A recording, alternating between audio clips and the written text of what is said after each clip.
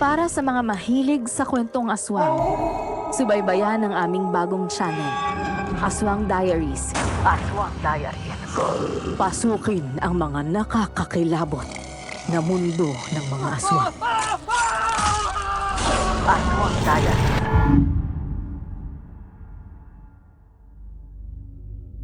Isa sa mga alamat niyan. Dati, marami ang natatakot at naguguluhan. Bakit nga ba maraming nakukunan? Bakit may mga nawawala sa gubat? Mga nawawalang hindi matukoy?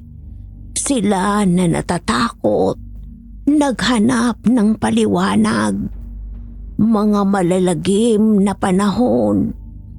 Sabi ko nga, kababata ko at matalik na kaibigan ang isa sa mga buntis na namatay noon. At kahit ako, nakaranas ng matinding sakit, nakunan din ako. Naghahanap ang mga tao ng mga sagot sa pamamagitan ng mga kwento, mga alamat.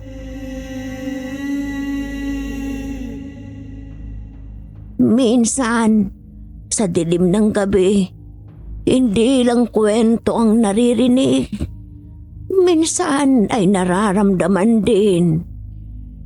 So, sa tingin po ninyo, puro kwento lang ang lahat ng ito? Hindi. Dahil kwento-kwento lang at hindi na ito totoo. Minsan ang kwento, siya na ang magiging katotohanan.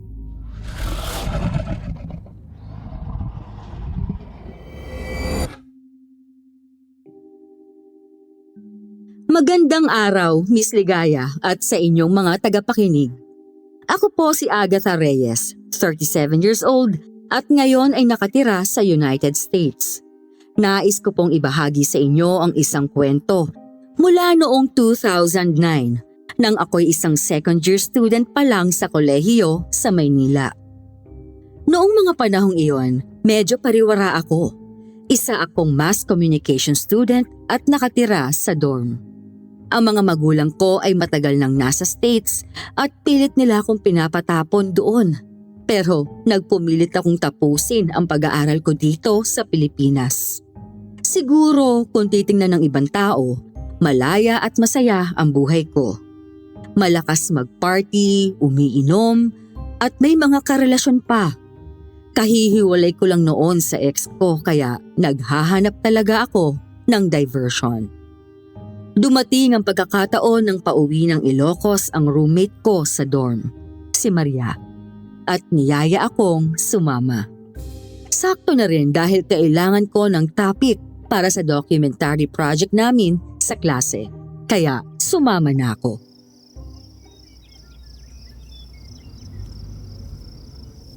Salamat Maria ha sa pag-anyaya. Wala yun, Agatha. At least isang linggo kang makakalayo sa Maynila. Para naman hindi mo na masyadong isipin yung ex mo. Teka, tanong ko lang. Kamusta ka na nga ba? Heartbroken ka pa ba? Di naman. Medyo galit lang siguro ako eh. Di ko gets eh. Siya pa yung nag-break tapos gusto niya magka-closure. So okay, nakipag-usap ako. Tapos ayun, gusto niya pa raw ng... alam mo na. Eh anong gusto niyang closure? May naiwan ba siyang gamit sa'yo? Ano pa bang gusto niya? One last time daw. Basta. Di na siya makababalik last time na yon. Bunang desisyon ko. Ngayong linggo, focus ako sa piyesta at saka sa documentary ko. Sigurado makakalimutan mo siya dito. Ay, ayun na. Malapit na tayong bumaba.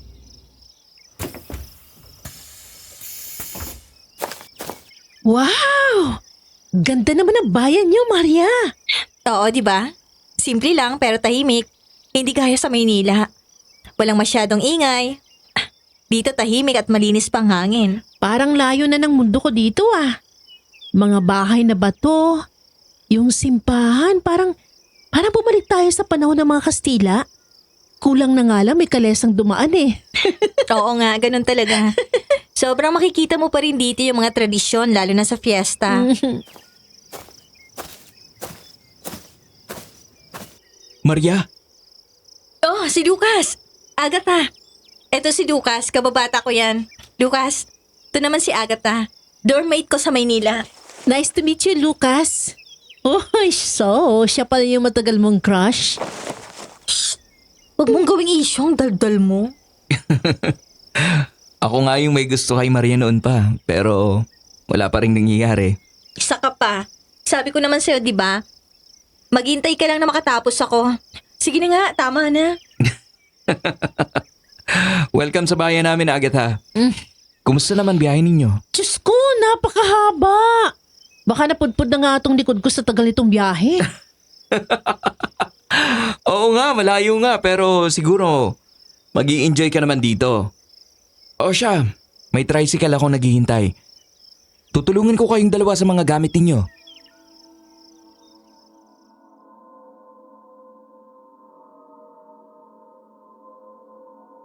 Sumakay kami sa tricycle at umandar palayo mula sa plaza. Nakamamangha mga lumang bahay na bato. May mga pinturang kupas at bintanang kapis. Para bang bumalik ako sa isang ibang panahon. Ang tanging nagpapaalala sa akin ng kasalukuyan ay ang mga kable ng kuryente na dumadaan sa mga poste at mga tarpaulin na mga palodan sa gilid ng kalsada. Tumigil kami sa tapat ng isang lumang bahay na bato. Matibay ang mga haligi at bubong na yari sa yero na medyo kupas na rin. Sa harap ng bahay, may isang babaeng nakaduster na nag-aantay sa gate. Nang makita niyang bumaba kami mula sa tricycle, mabilis siyang lumapit. May maluwang na ngiti sa muka at parang natutuwa na makita si Maria.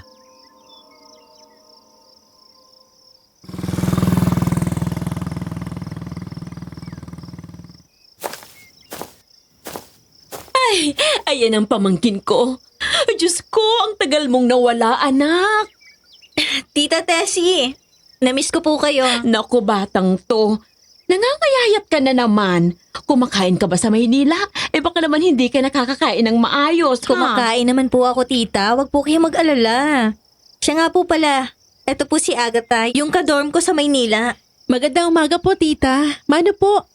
Makikipiesta lang po sana, kung okay lang. Ay, pagpalain ka, Ineng. Welcome na welcome ka dito. Tara na't pumasok na tayo sa loob. Sigurado akong pagod na kayo. Ayan pala si Lucas. Balong, halika. Tulungan mo na sila sa mga gamit nila. Sige mga anak. Tara na't kumain na muna kayo. Sigurado, gutom na kayo eh. Kagabi pa kayo nagbiyahe, di ba? Anong oras umalis ang bus na sinakyan nyo sa terminal? Opo, tita, gutom na. Maaga-aga naman po. Pero alam niyo naman po, paglampas ng expressways, tumitigil sa bawat bayan. Oo. Kaya naman pala humabang biyahe nyo eh. Ayan, may sinangag, tuyo at longganisa galing Bigan. Oy, Agatha, huwag kang mahiyang kumain ha. Lucas, Balong, kumain na rin kayo. Ayun! Sige po, tita, salamat. Sige. Eto pang kanin. Paano? Gaano ba kayo katagal dito? Buong piyesta ba kayo nandito? Opo, tita, 1 linggo po. Nako, mabuti yan para naman makapag-relax na rin kayo. Siguradong busy-busy kayo sa kolehiyo. Ano? Siya nga pala. Ano nga yung nabanggit mo, Maria? May project kayong gagawin, di ba? Si Agatha po, tita. Opo, tita. Documentary film po. Kukuna ko po yung piyesta at malalaman ko yung kasaysayan, yung kwento, at kung paano naghahanda ang mga tao. Ay, maganda yan. Nako, sakto yan dahil marami nang nagbabago sa bayan namin. Kaya't maganda rin na madokumentaryo pa. Baka matulungan kayo ni Jose, tatay ni Lucas. Pulis bayan yun at kilala ng mga tao.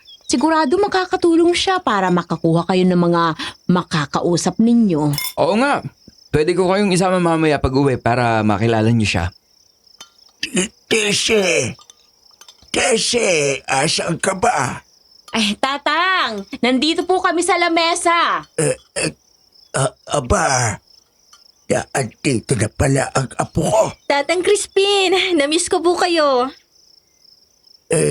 Aba, sino ito? Tatang Crispin, dormmate ko po sa Maynila, si Agatha. Magandang umaga po. Bakit ganyan ang buhok mo? Napakaikli.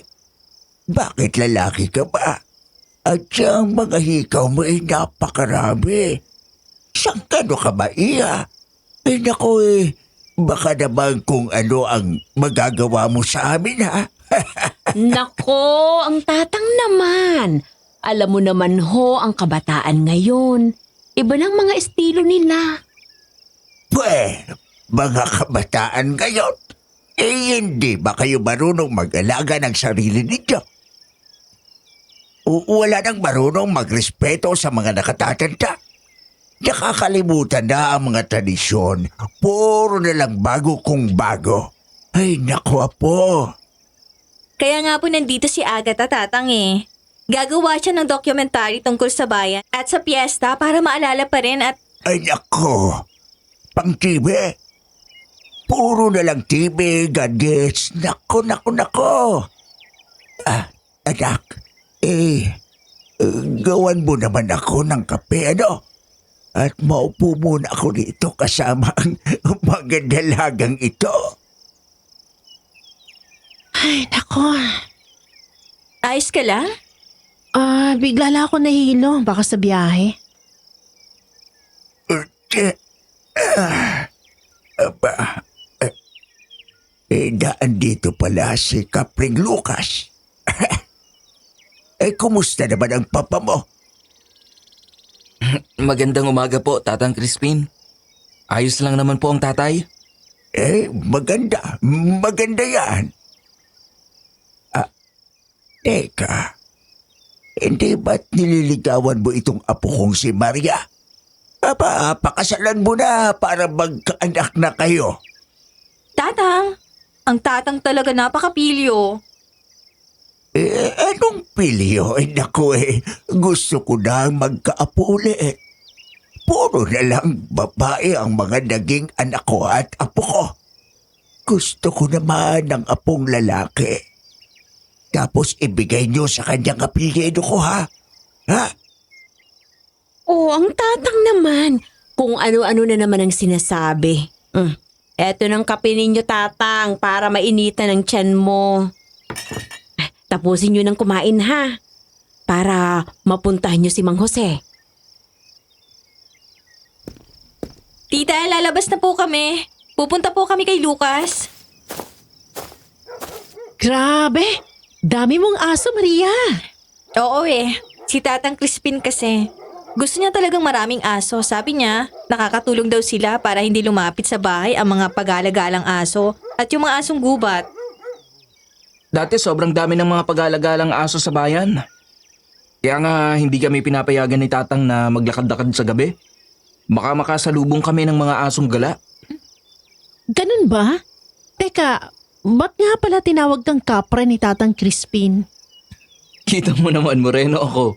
Matangkad, malaki ang katawan. Ganito ang buong pamilya ko. Mamaya, makikita mo. Mas matangkad at malaki pa ang tatay ko sa akin.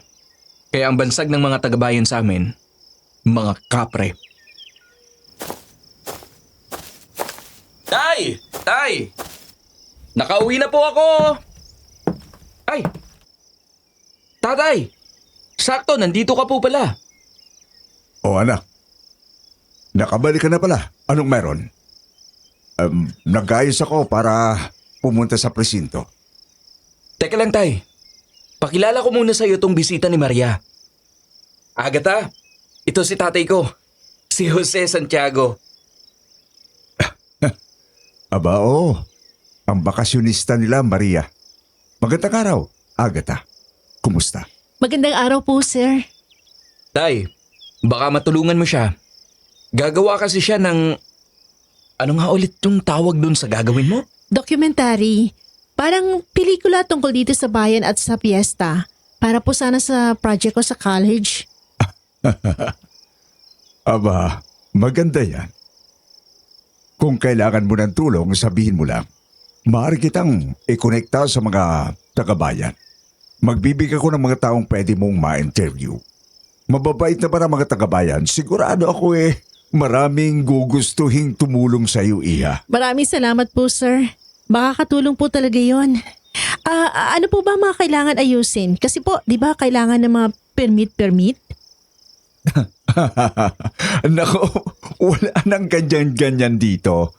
Mamaya habang umiikot kami, kakausapin ko yung mga pwede mong makuha ang interview. Sakto naman. At may historiador dyan sa munisipyo. Si Ma'am Lydia. Pwede rin si Apong Clarita. Kung swertein, pwede rin siguro si Mayor, ano? Oh, excited na po ako. Napakaganda nga po sana, pero baka naman po mahal ang bayad at may gustong talent fee. Budget pang estudyante lang po ako. Hanggang pang merienda lang kaya ko, sir. Naku, Iha. Siguradong ikaw pa ang pagmimeriendahin ng mga tagabayan. Marami ng pagbabago sa bayan ngayon. Sigurado akong matutuwa sila na may gagawa ng dokumentaryo tungkol sa mga tradisyon natin habang buhay pa. Sakto palang bumisita kami sa inyo, Tito Jose. Buti na lang kayo okay sa ganitong bagay. Ano bang hihindihan dito, hindi ba? Marami ng pagbabago sa bayan ngayon. May mga hindi natuwa pero hindi natin maiwasan ang pagbabago. Para sa akin, mas mabuti na yan.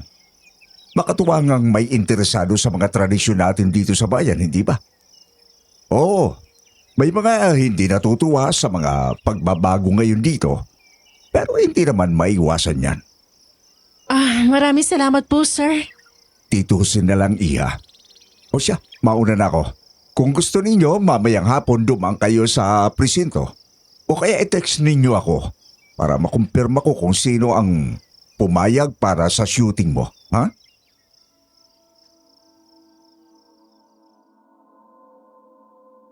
Sumunod na araw, maaga kaming gumising at pumunta sa palengke kasama si Tita Tessie. Kahapon, nakausap ko muli si Tito Jose at walang dalawang salita. Siya na mismo ang naghanap ng mga taong mai-interview ko. Pati ang mayor, pumayag magbigay ng ilang salita sa kamera para sa piyesta. Natapos ko ang script ko magdamag at ngayon, hawak ko na ang camcorder ko, mga extra battery at mga SD cards. Handa na kami.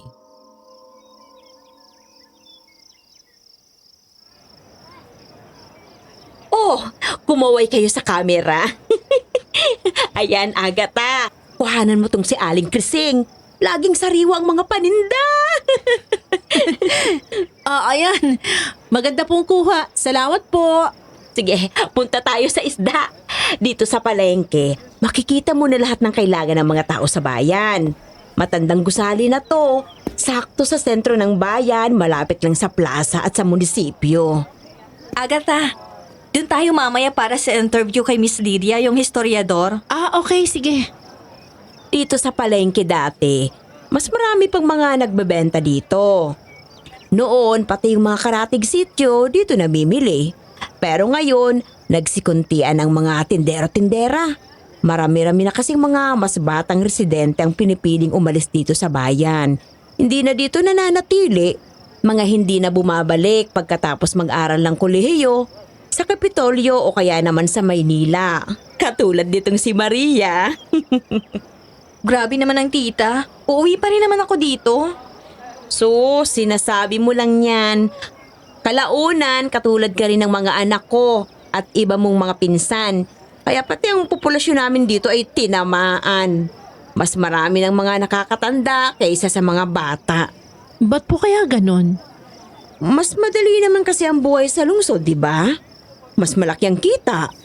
Mas komportable ang buhay. May mga sinihan, mall, pati na rin mga mas malalaking ospital. May mga panahon kasi dito na maraming buntis na... Buntis na ano po? Wala. Alam mo naman, pagka probinsya, mas may mga nakukunan. Ganun po ba? Ay, siya nga pala, Agatha. pagpasensyahan mo na si Tatang Crispin ha. May mga tiyempo talagang araw na hindi okay si Apo. Mas mabuti na lang na iwasan mo siya kung hindi ako nandyan ha. Hindi na rin kasi siya kagaya ng dati. Lalo na nung mamatay yung bunso namin. Yung tanging lalaking anak, ilang taon nang nakalipas. Wala na kasi siyang naging tagapagmana, pati mga kapatid niyang lalaki, mga nangamatay na't wala ring anak o apong lalaki. Kaya mula nun, talagang lumala na ang ugali ni Tatang Crispin. Madalas siyang malungkot at masungit. Pagpasensyahan mo na lang ha, iha. Ganun po ba? Malungkot naman po pala. Oo. Tradisyonal na tao ang aking ama kaya masakit at malungkot talaga sa kanyang mga pangyayaring yun. O siya, sige na't umuwi na tayo at makapaghanda kayo para kay Miss Lydia mamaya at hindi kayo amoy palengke. Basta mamaya, huwag kayong magpapagabi baka abutin kayo ng asong itim. Asong itim? Ano yun? Matapos namin sa palengke, maligo ay nagtungo kami sa munisipyo. Bigla akong nakaramdam ulit ng pagkahilo, pero baka naman ito'y dahil sa pagod ko kahapon sa biyahe. Pumasok kami sa opisina ng historiador ng bayan, kung saan inayos ko ang aking tripod, camcorder, microphone at sinimula ng aking interview kasama sila Maria at si Lucas. Ready? Action! Ano po ang iyong pangalan at trabaho dito sa munisipyo? Magandang umaga. Ako po si Lydia San Juan, librarian at historian dito sa munisipyo. Salamat po sa pagpayag na makapanayam kayo. Simulan po natin sa kasaysayan ng bayan. Paano po ba nagsimula ang bayan na ito? Walang anuman, Agatha. Dati, ang bayan namin ay isang tanyag na puok para sa mga plantasyon ng tabako. Isa ito sa mga negosyo na naging bahagi ng malaking monopolyo sa Hilaga noong panahon ng mga Kastila. Noong simula, nagdala ang mga Kastila ng mga manggagawa, mga alipin mula sa Afrika. Tinawag silang mga kafre. Sa mga plantasyon ng tabako, ginagamit ang term na kafre para sa mga alipin. Sinasabi nila ito ng may pangmamaliit at hindi lang sa mga itim, kundi pati na rin sa mga lokal na manggagawa na pinagsamantalahan ng monopolyo. Ma'am, may connection po kaya ito sa kwento ng kapre? Yung nilalang na madalas ikwento sa mga bata sa gabi? May ilang nagsasabi na may kaugnayan nga. Marahil, sa matagal na panahon ng pagsasamantala sa mga kafre at sa hirap ng kanilang kalagayan, nagsimula ang mga kwento ng kapre. Isang nilalang na may malaking katawan, kayumanggi, matangkad. Ngunit kwento lamang ito. Parang ito kasama niyong si Lucas na anak ni Jose. Hindi ba't ito ang bansag sa inyo? Totoo nga po, Miss Lydia. Ang kwentong ipinasa sa amin ay may mga malalayang alipin na nagpakasal sa aming pamilya. Kaya po ganito kami kataas at maitim ang kutis. Oo nga. At ito ang isa sa mga dahilan kung bakit may mga kwento ng mga kapre sa bayan. Ang mga ninuno ninyo ay malalaki at matangkad. Kaya't hindi nakapagtataka na sila ay tinawag ng mga kapre ng mga tao noon. Maraming mga kwento ang nagsimula rito sa mga alamat at kasaysayan ng mga sinaunang tao sa bayan. Habang pinag-uusapan po natin ang mga kwento ng bayan, ano po ang kwento ng asong itim? Ano pong ibig sabihin ng hayop na yon sa kasaysayan ng bayan? Ang asong itim. Isa yan sa mga pinakamalalim na alamat ng bayan. Dati, ang mga aso ay malayang gumagala sa kagubatan Ang mga tao rito ay naniniwala na sila ay may kakayahang magdala ng masamang pangyayari. Tulad ng mga pagkamatay o mga hindi pagkakaroon ng anak, pagkakunan at iba pa. Ang mga kwento ng asong itim ay naging bahagi ng ating kultura. At marami pa ring naniniwala na may kinalaman ito sa mga hindi maipaliwanag na pangyayari sa bayan. Siguro po, kung susundin ang mga kwento, baka pati kami mga kapre ay may connection sa asong itim. Maaari yan. Ang kwento ng mga tagapagbantay ng mga kapre dito sa bayan ay marami din. Kaya't maraming punong hindi pinuputol dito sa bayan. At kapag inisip mo, baka ang mga ninuno ni Lucas ay tinawag na kapre dahil sa kanilang hitsura, matangkad at malaki. Bilang historiador po, maraming nakapagbanggit na malaki ang pagbabago sa bayan. Ano po naging epekto ng mga pagbabagong ito? Ano po ang nangyari sa mga ritual at mga paniniwala? Sa kasalukuyan, hindi na kasing buhay ng dati ang mga ritual at paniniwala. Sa dami ng mga umalis na mga residente, hindi na bumalik. Ang mga bagay na dati ay nagsisilbing proteksyon sa mga tao, ngayon ay itinuturing na lamang mga alamat o kababalaghan. Marami na ang hindi naniniwala at mas pinipili nilang mag-focus sa mas makabago. Kaya ang piyesta dito ay napakahalaga dahil sa kabila ng lahat ng ito, may mga nananatili pa rin nagsusulong na mapanatili ang mga lumang tradisyon. Okay, ayos. Magaling po kayo sumagot, Ma'am Lydia. Nako, ayos lang ba?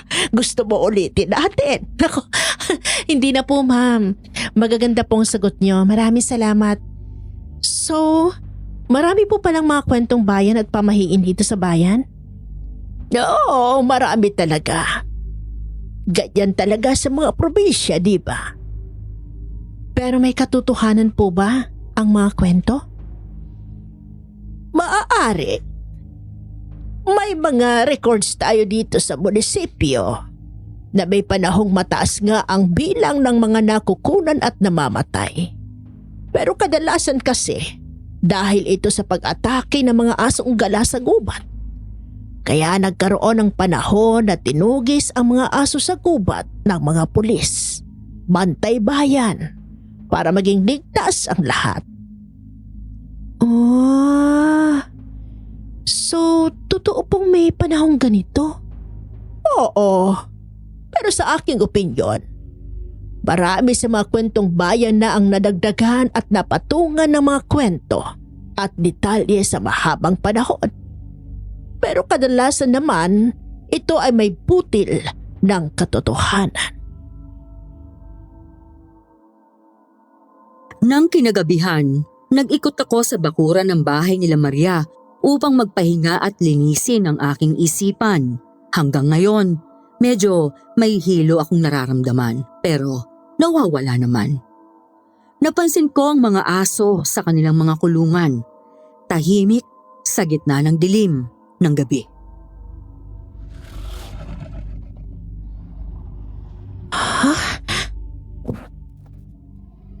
Ano yun? May naririnig akong parang aso. Pero tulog na silang lahat. San kaya? Ano yung nasa likod ng bakod? Bakit ang laki? Aso ba yan? Nanlilisik ang mata niyang nakatingin sa akin. Hoy, anong ginagawa mo? Gabi na! Diyos ko, Maria! Nakakagulat ka! Tara na, bumalik na tayo sa loob. Baka magyelo ka pa dyan. Baka mahamugan ka pa. Okay, sige. Pero, Maria, nakita mo ba yun? Ha? Anong nakita mo? Wala naman ah. Diyan, sa may bakod, doon sa gilid. Bago nawala, parang aso siya. Wala naman, Agatha. Siguro naiisip mo lang yan. Sobrang pagod mo lang siguro.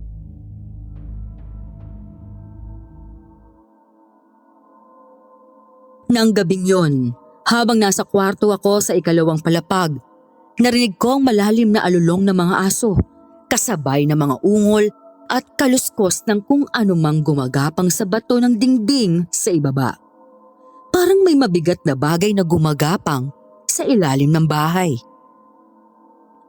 Walang tigil buong gabi ang kaluskos mula sa labas ng bintana. At kahit umaga na, para bang may garalgal pa ring ingay ng aso akong naririnig. Gumising akong medyo masama ang pakiramdam, kaya't humiga muna ako matapos mag-almusal. Nang magising ako, napansin kong tahimik na tahimik ang bahay. Nako, ako lang pala mag-isa. Oops! Ay, Aba, ha? Dito ka pala. Apo Crispin, nandyan po pala kayo. Narinig niyo po ba yung ingay mula sa labas? Ano? Ingay? Para pong may asong nakawala. Ganun ba? Baka lang naman gusto ka lang makilala ng isa sa mga aso dito sa bahay.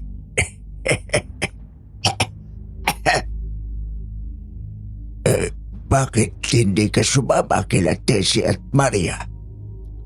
Hindi ko po na malayang lumabas na pala sila. Iwasan mo si Tatang Crispin. Hindi mo na alam kung anong pwedeng mangyari. Kumusta naman yung ginagawa mong proyekto? Ayos naman po. May mga na-interview na po kami kahapon at mamaya naman po ay iikot kami ulit. Noong panahon naming mga babae hindi ganyan. Alam nila ang kanilang lugar. Hindi sila parang mga kabataan ngayon na naglalakad-lakad sa bayan. Kung ako sa iyo, pipirmi na ako. Hindi ka ba hinahanap ng nobyo mo sa Maynila? Wala po akong nobyo ngayon. Naghiwalay na po kami. Baka bumalik din siya. Sa tingin ko ay may iniwan siya sa iyo. Tatang, nandito na kami. Oh, sakto po pala't nandyan ka na. May dala kaming karyoka. Oh, Agatha, gising ka na? Kumusta ng pakiramdam mo? Ayos na po ako at kita. Mas mabuti na. At ikaw naman, Tatang, baka kung ano-ano na naman ang sinasabi mo kay Agatha, ha? Halika na nga't magmerienda ka na para makapagpahinga ka na.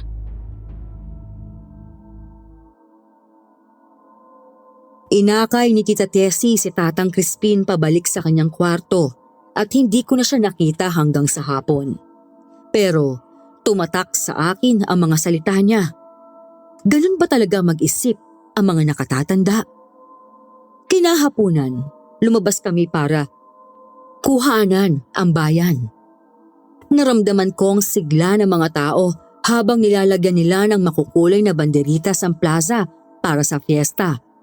Nang matapos kami, nagtulungan kami ni Maria na magtungo sa simbahan.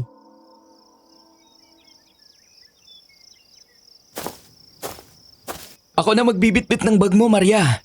Eto, tubig pa. Teka, mainit? Paypayan kita. Salamat, Lucas. Ikaw talaga sobra ka. Naku, Lucas ha. Baka mamaya ikaw na rin magluto ng pagkain ni Maria ha. Ba't ako hindi mo ina-offerang bitbitin bag ko ay mas mabigat to? Oo nga naman, Lucas. Tulungan mo na rin si Agatha. Sige. Tutulungan ko si Agatha. Naku, Maria. Masarap ata mag-fishball ngayon ano? Habang kinukuha na natin to simbahan. Ay, oo nga no, Agatha. Parang masarap nga kumain ngayon. Ay, saan kaya ako? Teka, saglit. Bibili lang ako. Hala, Lucas! Ang bilis! Oy, ikaw ha? Ilang taon na ba nanliligo sa'yo si Lucas? Simula pa nung high school pa kami. Kailan mo ba balak sagutin siya? Hindi mo na tinanong kung sasagutin ko siya. Biro lang. Pero oo, sigurado na ako kay Lucas. Gusto ko munang matapos ang kolehiyo sa Maynila. Pagkatapos, baka saka ko naisipin kung anong susunod.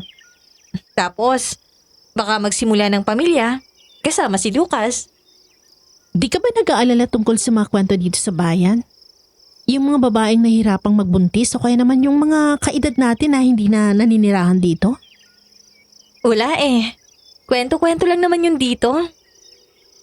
Kasi Agatha, ako'y tradisyonal. Gusto ko magsimula ng pamilya dito. Dito sa bayan namin. Para malapit ako sa mga kamag-anak ko. Katulad ni Tita Tessie at ni Tatang Crispin. Siya nga pala. Pasensya ka na kay Tatang kaninang umaga. Alam mo naman ang matatanda kung ano-anong pinagsasabi nila. Tatang Crispin talaga. Talaga bang ganyan siya? Parang ang conservative niya, no? Ganyan talaga sila nung panahon nila, si Tatang Crispin. Simulat sa pool, grumpy na talaga. Hindi ko na rin maintindihan minsan. Pero siguro malungkot siya. Matagal na siyang mag-isa. Ang mga kapatid niya matagal nang pumanaw. Merong kwento na pinatungan sila ng lason. Hindi ko alam kung anong totoo, pero hanggang ngayon, hindi pa rin nawawalang usap-usapan. Isa rin yan sa mga dahilan kung bakit ako nag-aral sa Maynila. Para makaranas ng ibang buhay. Hindi ko gusto yung laging ganito lang. Yung nasa baryo at wala nang makakausap na iba. Sabi pa ni Tita Tessie, maganda raw makapag-aral sa Maynila para matutunan ko ang mga bagong bagay. Parang gusto ko ring matutunan kung paano magbago. Pero mahirap din pag iniisip mo kung anong nangyari kay Tatang. Parang ang bigat naman ng pagkakasabi ni Tita Tessie, ha? Parang sinadya niya talagang ipapadala ka sa Manila, no? Oo nga. Kung tutuusin, nahirapan akong umalis. Alam ko kasi na si Tatang Crispin ay matandaan at mahina na. Kahit anong oras, baka mawala na siya. Hindi ko alam kung anong mangyayari kung maiiwan ko siya dito mag-isa. Pero sabi ni Tita Tessie, kailangan ko daw mag-aral at makita ang mas malawak na mundo. Sige na. Tuloy mo na yung shoot mo. Malapit ang dumilim. Sige. Lumapit tayo sa may harap ng simbahan. Para makuhaan ko yung fasad. Ang ganda ng simbahan, no? Ang tagal na nitong nakatayo. Parang ramdam mo pa yung kasaysayan ng bawat bato. Ate! Ate! Ano pong ginawa nyo? Hey, hello! Kukuha namin ng video tong simbahan para sa ginagawa kong project. Bakit mo po? Dapat po siguro umuwi na ako. Baka kasi makuha ko ng asong itim. Ano ibig mo sabihin? Sabi ng mama ko, huwag daw magpapagabi kasi may malaking aso. Pulang-pulang mata, naglalaway, tapos laging gumagala tuwing gabi. Katulad ng nakita ko kagabi. Sige po mga ate, paalam! Oh, bakit natameme ka? Parang may nakita ko kagabi pero... hindi. Wala. Eto na po, merienda. Kahit gabi na, meron pa rin. Oh, Agatha, okay ka lang? Wala. Okay lang ako. Uy, napakarami naman ang bilhin mong fishball. May kikiam pa. Siyempre, basta gusto ni Maria, walang problema. Uy, ano ba? Kakainis kayong dalawa, ha?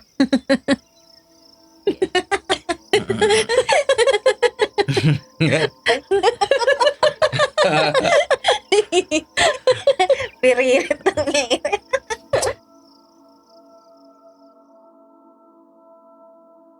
Umuwi na rin kami pabalik sa bahay nila Maria ng gabing yun. Mag-isa ako sa dining room, abala sa pag-e-edit. Sa wakas, gumana na rin ang broadband stick ko at nakakonekta ako sa internet. Habang binabaybay ko ang ilang mga website, napadpad ako sa isang blog post na tumatalakay sa kasaysayan ng bayan. Ang dating patron ng bayan ay si San Roque. Ngunit pinalitan siya ng San Ramon Nonato, patron ng mga buntis. Tulad ng iba pang mga lumang bayan sa riyon, hindi maiiwasan makatagpo ng mga kwento ng kababalaghan. Karaniwan na mga kwento ng duwende, nuno at iba pang nilalang mula sa mga alamat. Ngunit ang pinakamatunog na kwento rito ay tungkol sa isang malaking itim na aso. Oh, anak, gabi na. Hindi ka pa ba matutulog? Ay tita, nagtatype lang po. Nakakonect na rin ako sa internet kaya ngayon ko lang natapos ng mga research ko. Nako, ang gagaling na ng mga gadgets ngayon ano. Nakakakonek ka na sa internet, gamit lang yan.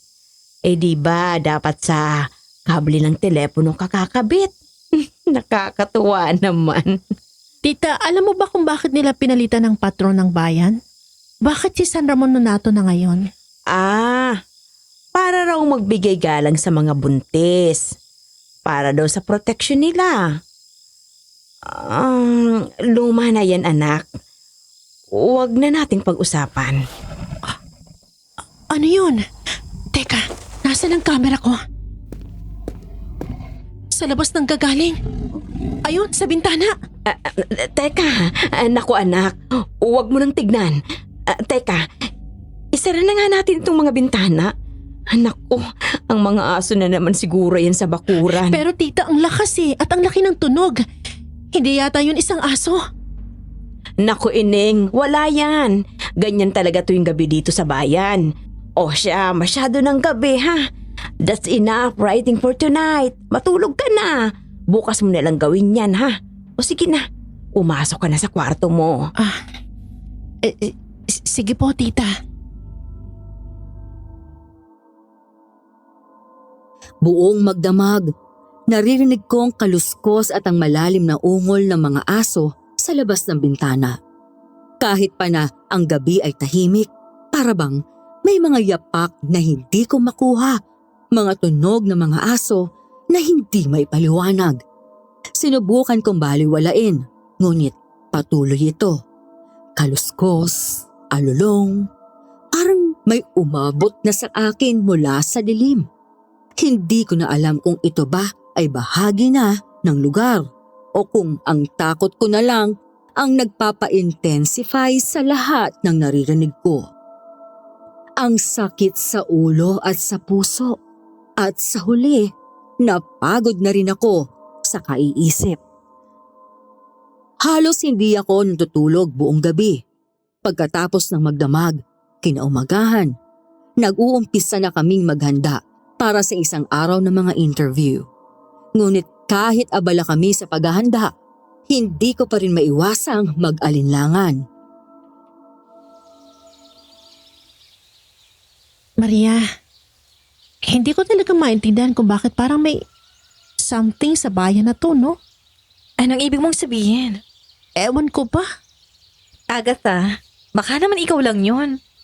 Baka kasi siguro laking syudad ka, di ba? Alam mo na, puro ingay, mabilis at puno ng tao, tapos dito tahimik. Baka masyado ka lang nakakaramdam ng hindi ka sanay sa katahimikan. Siguro sa dilim na rin siguro tuwing gabi. Eh di ba sa atin, pagka dumungaw ka sa bintana ng dorm, laging may tambay sa kalye, may ingay ng mga dumadaan na motor, madalas maliwanag pa. Baka nga. Pero may nararamdaman akong parang di ko kaya ipaliwanag eh. May naririnig pa akong kumakaluskos at umaalulong na aso tuwing gabi. Alam ko parang ako lang nag-iisip ng ganito, pero ikaw ba Lucas? Dito ka nakatira buong buhay mo. May mga ganyan ka rin bang nararamdaman? Wala na yan, Agatha. Huwag mo nang problemahin. Lahat ng yan, bahagi na ng lugar. Baka hindi ka lang siguro sanay. Tama si Maria. Baka hindi ka lang sanay sa tahimik na buhay dito. Oo nga. Siguro nga. Sige. Okay na ba kayo? Pwede na tayong lumabas? Oh, nandito na pala kayo. Saan ang punta natin? Magandang umaga po, Tito Jose. Lalabas po ulit. Mag-i-interview. Maganda. Kumusta ang proyekto mo, Agatha? Okay naman po. Marami akong natutunan tungkol sa bayan. Kahapon, nakakuha kami ng footage kung paano naghahanda ang mga estudyante dyan sa may elementary school para sa parada. Nakakatuwa na sobrang excited sila. Oo nga. Lalo na sa parada bukas. Tuwang-tuwa sila niyan. Sigurado ko yan. O ngayon, saan ang lakad ninyo? Tay, pupunta kami kay Apong Clarita para interviewin siya. Si Apong Clarita. Mabuti at makikita niyo siya. Sigurado marami kayong matututunan. Isa siya sa pinakamatandang tao sa bayan. Sigurado marami siyang kwento na ibabahagi sa inyo. Medyo matanda na siya, kaya kailangan niyo siyang kausapin ng dahan-dahan. Pero magilo naman siyang kausap. Anak, mag-ingat kayo doon. Malapit ang bahay ni Apong Clarita sa gubat. At kahit wala nang masyadong galang aso, may ilang pa ding naglalakad sa paligid. Alam mo na ang aking ibig sabihin, anak. Para sigurado magdala ka ng itak. Opo, Tay. Alam ko pong ibig ninyong sabihin. Pag-iingat po kami. Dumating kami sa bahay ni Apong Clarita, ang pinakamatandang tao sa bayan. Ang bahay niya ay makikita sa dulo ng isang makitid na daan, puno ng mga halaman at puno ng kahoy. Nang makapasok kami sa loob, nagpakilala kami at agad kong inayos ang aking camcorder upang simulan ang interview. Balong, saan ba ako titingin? Apo, sa akin po kayo titingin. Parang nag-uusap lang tayo, okay po? Sige, simulan na natin. Okay po. Ano po ang iyong buong pangalan at gano'n na po kayo katagal naninirahan dito sa bayan? Ako si Clarita de la Cruz at nandito na ako sa bayan na to mula pa noong ipinanganak ako. Mga 53 taon na. Lumaki ako dito, nag-aral at dito na rin nakapangasawa at dito ko na rin pinalaki ang aking mga anak at ilan sa aking mga apo bago sila umibang bayan na. Marami na po kayong naranasan sa bayan na to. Ano po ba ang mga kwento nyo sa nakaraan ng bayan? Dati, maliit lang ang bayan namin, tahimik. Lahat ng tao ay magkakilala. Karamihan ng mga tao rito ay mga magsasaka. Laging nagdarasal para sa magandang ani. Magkakasama kami sa simbahan, laging puno ng dasal at pag-asa. Tapos, kahit maliit lang ang bayan, ramdam mo ang buhay, parang ang lahat ng tao ay magkakapamilya. Sa tingin po ba ninyo, dahil sa pagiging relihiyoso ng mga tao dito, kaya rin po ba silang mapamahiin? Oo anak, kasi may mga panahon na hindi maganda ang mga nangyari sa bayan. Kaya siguro naging mas mapamahiin at madasali ng mga tao dito. Lahat ng bagay may kinalaman sa dasal at bawat malupit na pangyayari may kwento at alamat na nakaakibat. Ano po bang nangyari? Simula't simula pa, bata pa ako, may mga asong gala na sa kagubatan. Kita naman ninyo, malapit sa kakahuyan nitong aming bahay. Dati, maraming galang aso kaya't marami ang naaksidente at inaatake.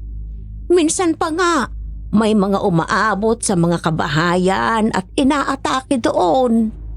Ilang ulit sinubukan ng mga mang-uubos ng hayop na ubusin sila. Pero hindi sila naubos. Dumami pa sila ng dumami. Dekadang problema na yan, mga aso sa kagubatan. Ang masaklap pa dito, kadalasan ay mga buntis at bata ang nagiging biktima. Siguro dahil sa takot at hindi tiyak na pangyayari, kaya't sumabay na rin ang ilang buntis sa mga nakukunan at hindi natatapos ang mga pagbubuntis. Kaya po ba nagkaroon ng maraming mga tradisyon ng bayan? Oo, maaari. Siguro dahil dyan ay naging mas mapamahiin ang mga tao. Mga ritual na pag-iwan ng karne sa kagubatan para hindi na kailangang umabot sa mga kabahayan. At mga vigil tuwing gabi para magpatrol. Nakalaunan, naging mga parada na. Itong piyesta bukas, noong kabataan ko, ay tungkol sa mga dasal para protektahan ng mga tagabayan mula sa masasamang pangyayari. Ano po ang ginawa ng mga residente noon? May ilang mga residente na naisipang lasunin ang mga karne na iniwan sa gubat. At may mga residente na talagang nagsagawa ng pangangaso para patayin sila. Kung tama ang pagkakaalala ko, ang lolo ko at ang tiyuhin nitong si Lucas ay parte ng mga nangaso sa gubat kasama ang iba pang mga lalaki ng bayan. Tama po. Ang tatay ko, si Jose. Marami pa nga siyang alaala tungkol sa mga panahong yun. At ano po ang koneksyon ng lahat ng ito sa asong itim? Isa sa mga alamat yan. Dati, marami ang natatakot at naguguluhan. Bakit nga ba maraming nakukunan? Bakit may mga nawawala sa gubat? Mga nawawalang hindi matukoy? Sila na natatakot, naghanap ng paliwanag. Mga malalagim na panahon. Sabi ko nga, kababata ko at matalik na kaibigan ang isa sa mga buntis na namatay noon. At kahit ako, nakaranas ng matinding sakit. Nakunan din ako. Naghahanap ang mga tao ng mga sagot sa pamamagitan ng mga kwento, mga alamat. Minsan, sa dilim ng gabi, hindi lang kwento ang naririnig. Minsan, may nararamdaman din. So, sa tingin po ninyo, puro kwento lang lahat ng ito? Hindi. Dahil kwento-kwento lang, ay hindi na ito totoo. Minsan, ang kwento, siya na ang magiging katotohanan. Hirap akong makatulog nung sumunod na gabi dahil sa kaluskos at mga hindi maipaliwanag na tunog ng mga aso. Ngunit nang sumunod na umaga, nagising ako sa sigla ng bayan, puno ng kasiyahan ng kalye para kay San Ramon Nonato, ang patron ng bayan. Ang mga tindahan, dekorasyon at tunog ng kasiyahan ay sumasalubong sa amin. Matapos ang parada, magkakasama kami nila Tita Tessie, Maria at Lucas sa plaza. Sinuwerte pa nga akong makuha ang mensahe ni Mayor sa tulong ni Tito Jose. Kinagabihan, maliwanag pa rin ang plaza. Ang mga dekorasyon ay kumikislap, amoy ang pagkain mula sa mga tindahan at abala mga tao sa kasiyahan. May malaking banda, tinatawag na combo. Tumutugtog ng masiglang awit habang may mga nagsasayawan sa gitna. Puno ng buhay ang plaza. May mga performers, palaro, at raffle na nagpapaigting sa saya ng lahat.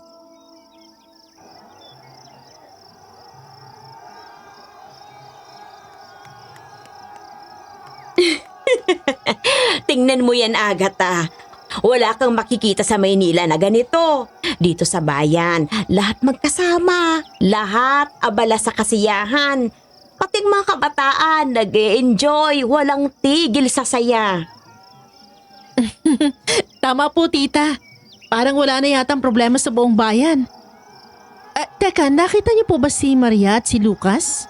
Ayun sila. Naku, mukhang malalim ang pinag-uusapan.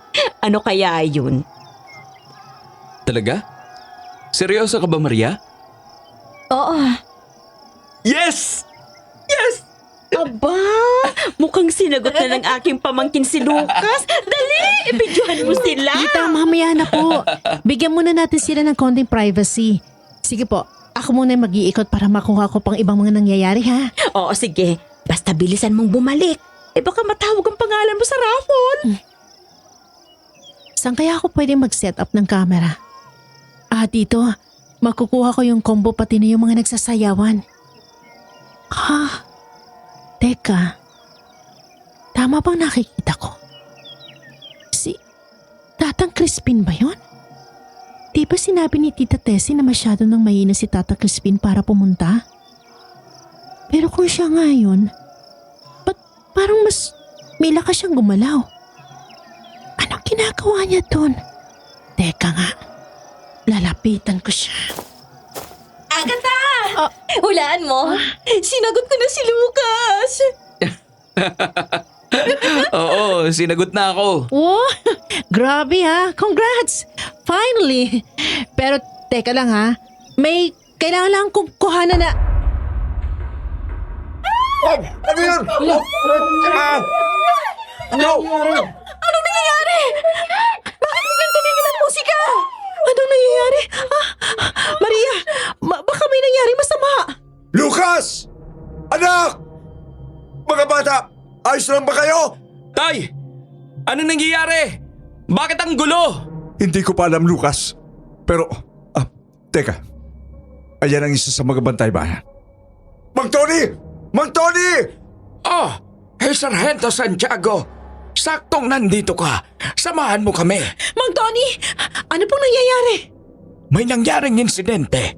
May buntis na babaeng inatake sa banyo ng isang malaking aso. Ngayon, pinipilit ng mga tao na hanapin at hulihin yung aso. Lucas, iuwi mo na sila Maria at Agatha. Siguraduhin yung ligtas kayong makakauwi. Opo, Tay. Pero kayo po. Huwag mo kaming alalahanin. Basta siguraduhin mong ligtas sila. Tara na, Lucas. Hanapin natin si Tita Tessie at umuwi na tayo. Sige, kanina nakita ko nandun siya sa may... Hoy! Agatha! Bumalik ka rito! Mauna na kayo! Kailangan kong makita to. Habang mabilis na tumakbo si Agatha, dumaan siya sa likod ng entablado kung saan naroroon ang daan patungong banyo. Nakita niya ang isang madugong eksena.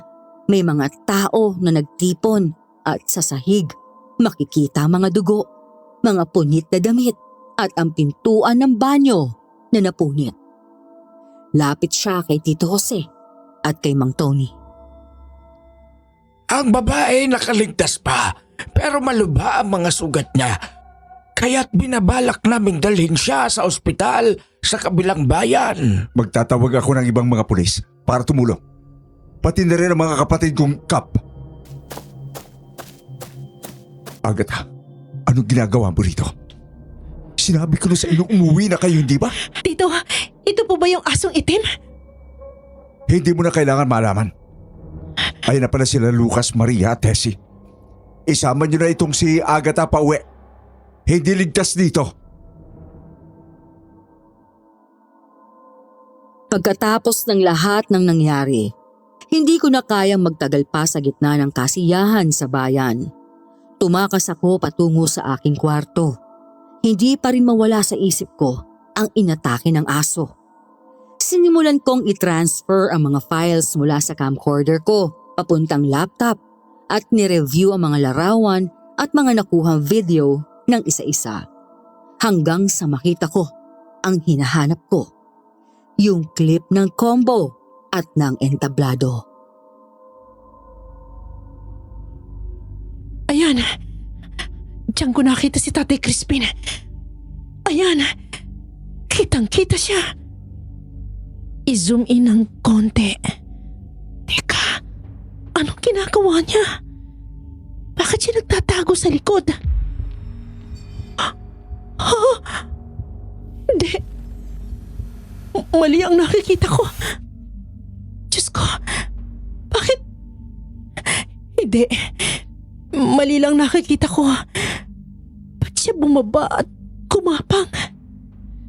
Nakikita ko mga kamay at paa niya. At kung papanoorin ko pang kasunod,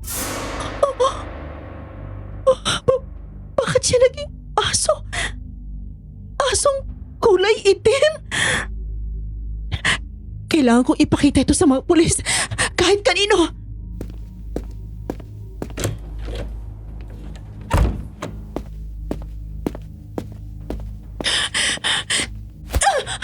Tita Tessie! Agatha, anong nangyari? Tita, kailangan kong umalis. Kailangan ko sabihin sa mga pulis. Kailangan nilang malaman ang totoo. Paano mo nalaman? Diyos ko, alam niyo? Alam niya ni si Tatang Crispin na yung itim na aso? Ha, lumayo ka sa akin. Katulad ka ba niya? Hindi. Teka lang, Agatha. Makinig ka. Hindi ako katulad ng aking tatay. Ano ba siya? Ano si Tatang Crispin? Aswang. Aswang siya.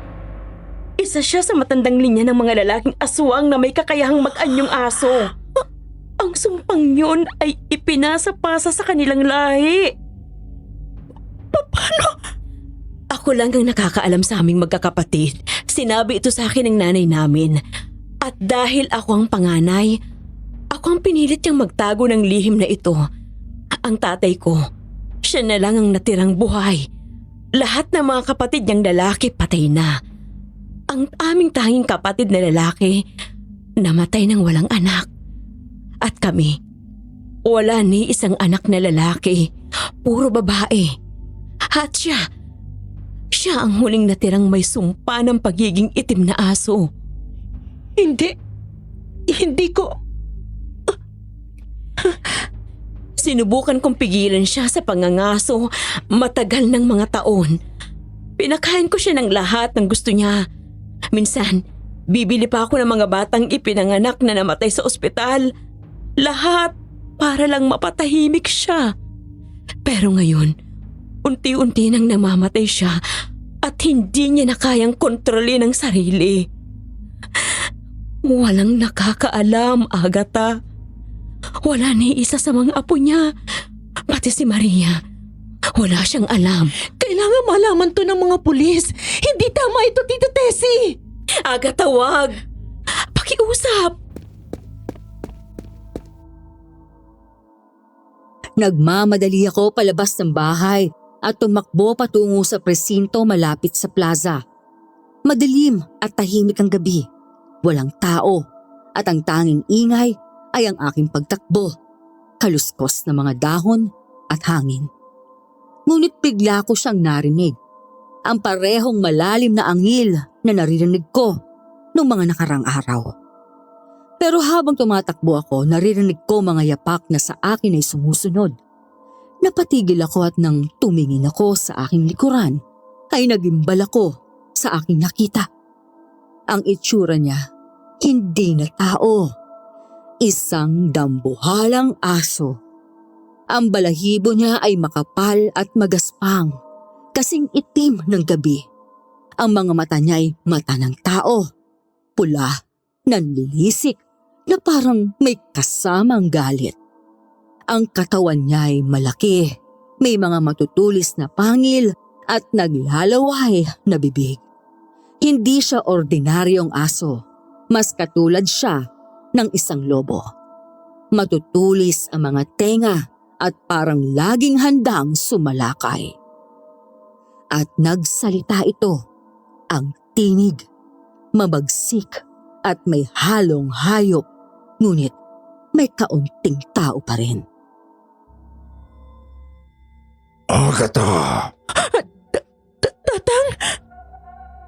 Gutom. Gutom na ako. Huwag mong takasan ang huling natirang aswang. Kailangan kong mabuhay. Tatang! Ano pong ginagawa niyo? Anong nangyayari sa inyo? Wala na. Wala na akong ibang paraan. Kailangan ko ng buhay.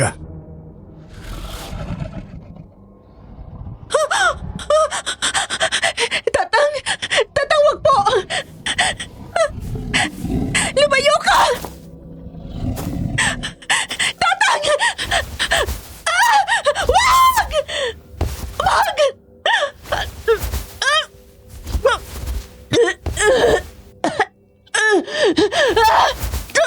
Tulong! Tulong!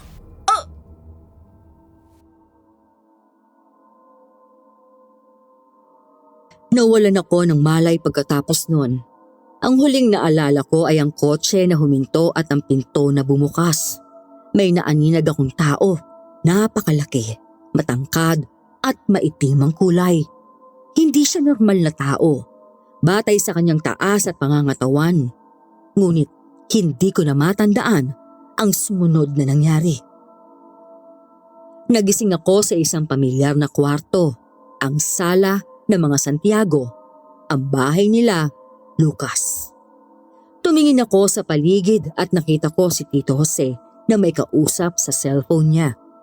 Nang makita niya akong gising, tinapos niya ang tawag at agad na lumapit sa akin.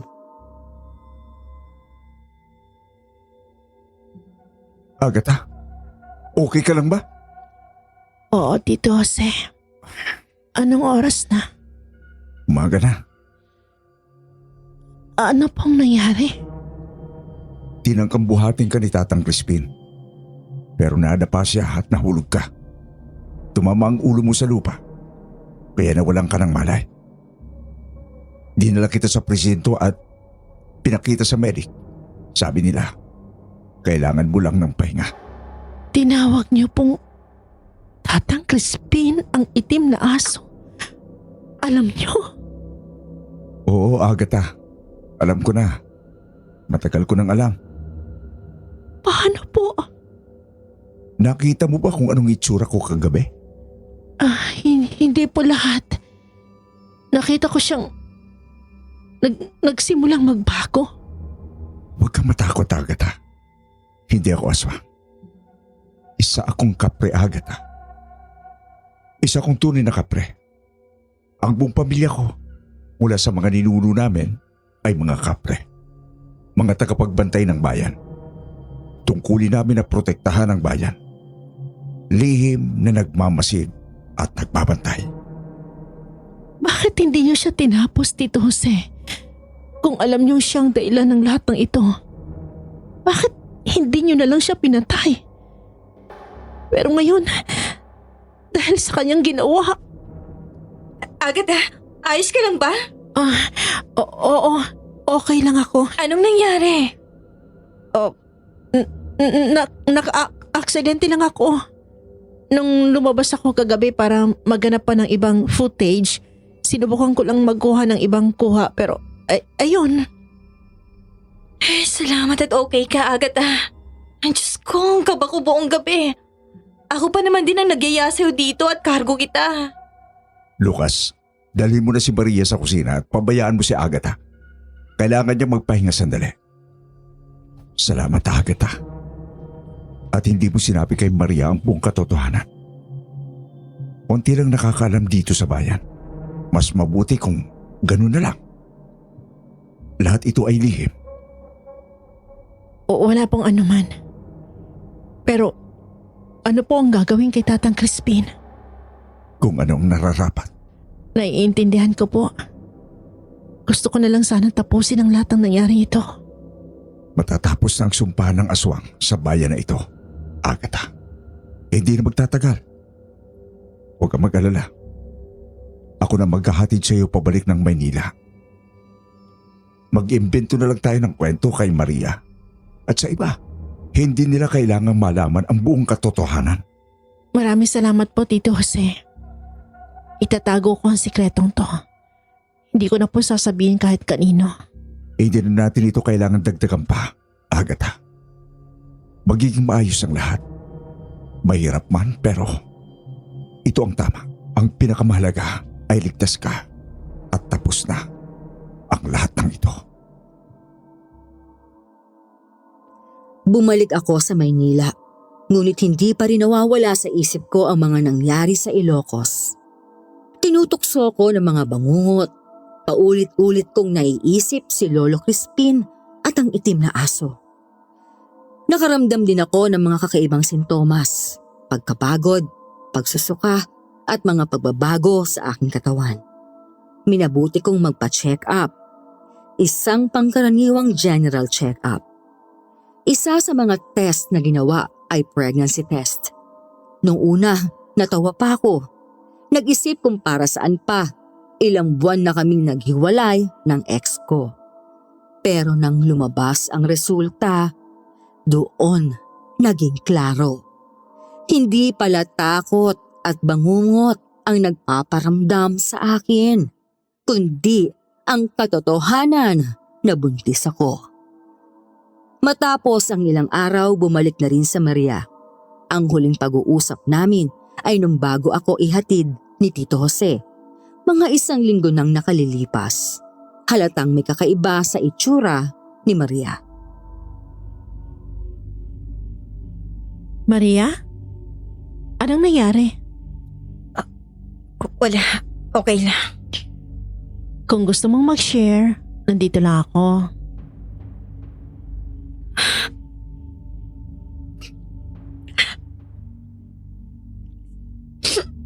Si Tatang Crispin. Namatay na siya.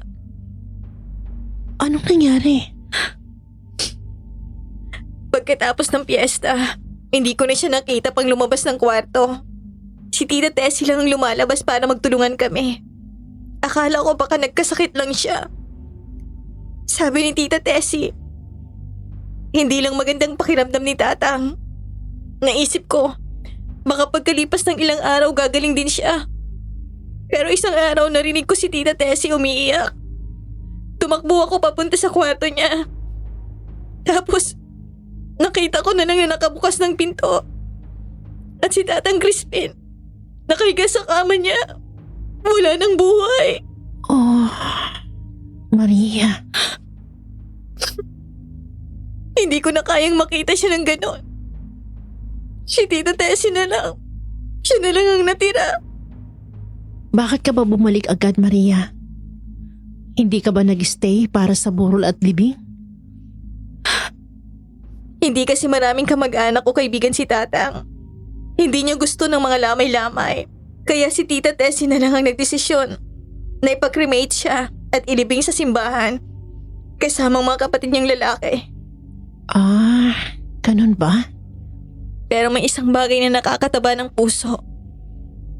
Kahit hindi sila ganun kalapit kay Tatang Crispin, dumaan sila. Si Tito Jose, Lucas, pati na rin ng kanilang pamilya nagpunta sila. Marami pang ibang tao mula sa bayan ang dumaan. Kahit hindi sila malapit kay Tatang. Parang kahit papano, may mga taong nagmamahal sa kanya. At least hindi siya pinabayaan, kahit na ganun ang kalagayan niya. Sigurado akong mga kapre at mga iilang nakakaalam lang ang mga taong kasama sa libing. Naisip ko sanang sabihin kay Maria ang buong katotohanan, pero anong silbi nang sirain ang alaala niya kay Tatang Crispin? May mga bagay na hindi na kailangang sabihin pa. Naalala ko na lang na siguro ang mga pagbabago sa bayan ay para sa ikabubuti at natanggal na ang sumpa ng aswang na matagal nang naghadlang sa mga tao dito.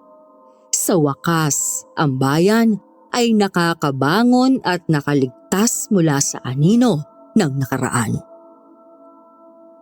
Malapit nang matapos ang aming maikling bakasyon mula sa eskwela at sa wakas, nagdesisyon hindi ako mag-e-enroll sa susunod na semestre. Oras na para magsimula ulit. Magsimula sa ibang lugar. Agatha, nagpa-enroll ka na ba? Hindi na, magda-drop out ako. Bakit? Sasama na ako sa pamilya ko sa Amerika. Matagal na nila ako hinihiling na lumipat eh. Siguro, kailangan ko na rin ng bagong simula. Ay, sayang naman. Gusto ko pa naman sana magsama pa tayo dito. Ikaw naman. Kayang-kaya mo yan. Matatag ka, Maria. Plus, may Lucas ka pa, di ba? Oo nga. Pero mamimiss pa rin kita, Agatha. Ano nang plano mo sa Amerika? Anong gagawin mo doon? Oo, magpapatuloy ako sa pag-aaral. Baka mag-intern ako sa isang media channel habang nag-aaral. Excited na ako magsimula ulit. At sigurado ako marami oportunidad doon. Masaya ako para sa'yo, Agatha. May mga dokumento ka na ba na kailangan mo para doon? Salamat. Patapos na rin akong kumuha ng mga dokumentong kailangan ko mula sa college dito. Ang bilis naman, grabe. Mamimiss kita, Agatha. Teka nga pala, anong gagawin mo sa mga materyales na nakuha mo sa bayan? Di ba para sa project mo yon? Oo. Para sana sa documentary project ko sa susunod na SEM. Pero huwag ka mag-alala. Matatapos ko pa rin yan. Naantig talaga ako sa lahat ng nakilala namin. At kung gaano kahalaga ang pag-preserve ng mga tradisyon sa bayan. Gagawin ko ang lahat ng to para matapos ko to. Kahit anong mayari. Iniwan ko ang Pilipinas at lumipad papunta sa aking mga magulang sa Amerika.